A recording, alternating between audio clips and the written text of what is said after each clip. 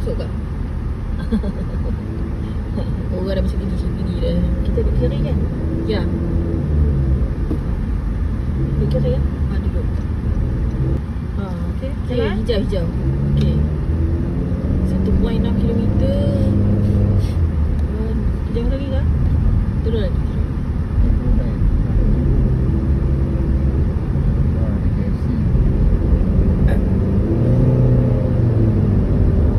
Oh. Tu apa tu? Ya, bergempit bang. Laju gila orang bawa kat sini. Tengok awak tepi, tempat ada motor nyelip. Itu dah. Mau kampung biasa lah. Macam mana orang nak tengok? Dia orang tengok kan lah. Dia sebelum Petronas. Kena masuk dah kiri. Yang mana Petronas? Nampak ni. Dia Petronas kat atas. Sebelum Petronas. Petronas tu belah mana? Oh, Petronas sebelah kanan. Maksudnya sebelum Petronas tu. Kita dah nampak ada dulu dekat depan. Petron, mau Petron. Petron.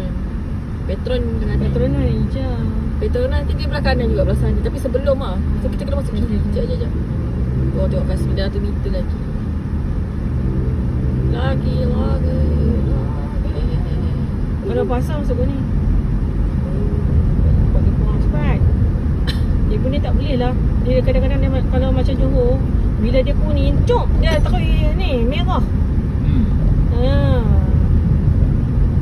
Sup kuning, sup merah. Nampak tu Petronas. Saya awak tu Petronas. Okay, kejap.